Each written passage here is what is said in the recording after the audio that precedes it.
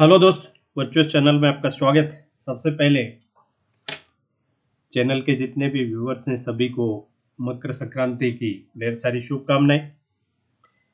अब एक बार बार different videos पर आप लोगों की तरफ से कमेंट मिल रहे हैं कि जो IBPS PO मेंस का रिजल्ट जो एक्सपेक्टेड है उसको लेके जिन भी बच्चों ने एग्जाम दिया है वो बॉर्डर लाइन पे है, वो ज़्यादा चिंतित हैं। ओबीएस जिन्होंने भी दिया है वो इंटेलिजेंट बच्चे हैं। प्री से शॉर्टलिस्ट होके जो मेंस में आए हैं, मेंस इन्होंने भी दिया है, इंटेलिजेंट बच्चे हैं, सिंसियर बच्चे हैं और सभी के मन में यह है कि भाई मैं जो करके आया क्या वो सफिशिएंट है। हालांकि देखिए इतना टफ कंपटीशन है, इसमें किसी भी टाइप का प्रेडिक्शन बड़ा मुश्किल होता है। बहुत ही लिमिटेड बच्चों के फीडबैक होता है, बच्चे बहुत होते हैं और उनमें से जो परसेंटेज देखो तो काफ़ी छोटी होती है फीडबैक वाली। लेकिन बार बार एक आप लोगों की तरफ से आ रहा है कि कट ऑफ का एक छोटा सा वीडियो रिवाइज्ड बनाइए, तो आज का सेशन उसी के लिए है। तो प्लीज़ नेगेटिव कमेंट मत कीजिए अगर किसी को ये लगे कि प्रेडिक्शन सही नहीं है तब। अब अपने जल्दी जल्दी देख लें कि जो 2023 का कट ऑफ क्या रहा था। अनरिजर्व का 63, ईडब्ल्यूएस का 61, ओबीसी का 62.25। मतलब अनरिजर्व्ड और ओबीसी में बहुत ज़्यादा फर्क नहीं था। ईडब्ल्यूएस में थोड़ा ठीक बेनिफिट, एससी 50 के around, ST 41, HI, VI, ID, OC ये इस तरह से रहे। ये आपके सेक्शनल कट ऑफ रहे, ये आपके अनरिजर्व्ड और ईडब्ल्यूएस के हैं और ये आपके किसके हैं, कैटेगरी वाले बच्चों के। ये डीआई का, इंग्लिश का है, जीए का है। डिस्क्रिप्टिव इन जनरल अपने मान के चलते हैं कि भाई जो भी अभी तक मैंने जितना देखा है उसमें पूरे में 40% डिस्क्रिप्टिव में जनरल और ईडब्ल्यूएस के लिए और 35% कैटेगरी के लिए। ये एक नोटिफिकेशन में नहीं है लेकिन पिछले सालों का आप देखो तो यही निकल के आ रहा है, राइट। मतलब यहाँ से आप देखोगे तो 10 और यहाँ से 8.75, ये आप आउट ऑफ 25 मार्क्स, ठीक है। इस साल क्या हुआ है, रीजनिंग को अगर आप देखोगे, तो रीजनिंग स्लाइटली इजियर है और स्लॉट वाइज भी अपने आगे चर्चा करेंगे, बट इजियर है लास्ट ईयर से रीजनिंग। क्वांट मोर और लेस वैसा सा लेवल है, क्वांट का मोर और लेस, बट टफ नहीं कह सकते किसी भी सूरत में, एट बार कह सकते हो मोर और ज्यादा से ज्यादा। लेकिन अगर आप यहाँ इंग्लिश का देखें तो इंग्लिश टफ है या मैं कहूँ डिफिकल्ट है। इंग्लिश डिफिकल्ट है लास्ट ईयर से और बिफोर लास्ट ईयर से और डिफिकल्ट है। 22 में आसान थी ज्यादा, 23 में थोड़ी उसको ठीक की लेकिन इस बार कुछ ज्यादा ही कर दी। और इसमें भी स्लॉट वाइज देखें तो सेकंड स्लॉट को और ज्यादा टफ कर दिया। और डिस्क्रिप्टिव जो पार्ट है उसको मैंने फर्स्ट टाइम देखा है कि डिस्क्रिप्टिव टफ था and specifically for slot second descriptive में ऐसे टॉपिक्स थे जो बहुत फेमिलियर आपसे नहीं हुए। जीए लास्ट ईयर भी टफ था, इस साल भी टफ।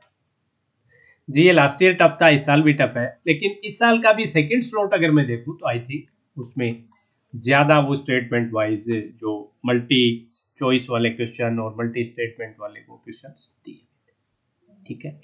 अब अगर इस साल का आपने थोड़ा सा देखें तो सेक्शनल जो है शिफ्ट 1 और शिफ्ट 2, शिफ्ट 1 का अगर मैं देखूं तो रीजनिंग का 7.75 और 4.75, इंग्लिश 9 और 6, जीए 4.5 और 2 और ये 6 एंड 3.75। लेकिन ये शिफ्ट 2 में अगर आए तो रीजनिंग थोड़ी सी आसान हुई, इंग्लिश टफ होगी, जीए टफ होगी और डीए ये आपका क्वांट भी कंपेरेटिवली टफ होगा, ठीक है। तो और डिस्क्रिप्टिव भी सेकंड शिफ्ट का टफ होगा। तो अगर अपने ओवरऑल देखें तो शिफ्ट 2 जो है 6-7 मार्क्स का नॉर्मलाइजेशन का बेनिफिट कम से कम मिलना चाहिए। ये मिनिमम है, मिनिमम रिक्वायर्ड जो है वो है ये मिनिमम, इतने मार्क्स का तो बेनिफिट उनको मिलना ही मिलना चाहिए, ठीक है।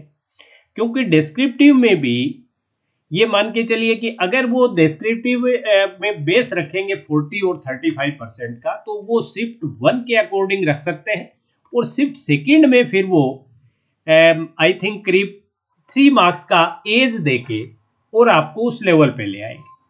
क्योंकि ये जो 10 है, मैं मान के चल रहा हूँ कि जैसा डिस्क्रिप्टिव आया है सेकंड शिफ्ट में तो ये 10 की बजाय 7 और 5 75 होना चाहिए। लेकिन ये क्या करेंगे, जैसे नॉर्मलाइजेशन करेंगे तो इस 7 को 10 कर देंगे और इसको 8.75 करके एट पार ले आएंगे। ठीक है, तो अब अपने देखें कट ऑफ का, तो इस सीन में कट ऑफ फिर क्या रहती है। तो अगर अपने देखें कट ऑफ है तो दो चीज हुई इसमें, देखिए ये सेक्शनल का जो प्रेडिक्शन है, आप बताइए सही है गलत है। अब जो मेरा मानना है उसमें यह है कि अगर वो बेस लेते हैं फर्स्ट शिफ्ट को, फर्स्ट शिफ्ट बेस होती है, ठीक है, फर्स्ट शिफ्ट को बेस ले ली और सेकंड वालों को बोनस दे दिया, सेकंड शिफ्ट को बोनस दे दिया, तो क्या नॉर्मलाइजेशन का बेनिफिट आप किसी, तो यहां मैं ये मान के चल रहा हूं कि जो लास्ट ईयर कट ऑफ थी उसके आसपास ही रहनी चाहिए, या मैं कहूं कि 62 प्लस माइनस 2 के आसपास, प्लस 60 से 64 के बीच में कहीं कट ऑफ रहनी चाहिए एज पर मी। लेकिन अगर इन्होंने सेकेंड शिफ्ट को बेस मान लिया और फर्स्ट वालों के मार्क्स घटा दिए, तो फिर ये 55 प्लस माइनस 2 पे, या 56 आप ज्यादा से ज्यादा कर सकते हैं कि 56 से प्लस माइनस 2 यहां कहीं ये कट ऑफ रहनी चाहिए। तो जो भी व्यूअर हैं वो प्लीज इस वीडियो पे कमेंट कीजिए कि क्या आप भी ऐसा सोच के चल रहे हैं कि ऐसा रहना चाहिए।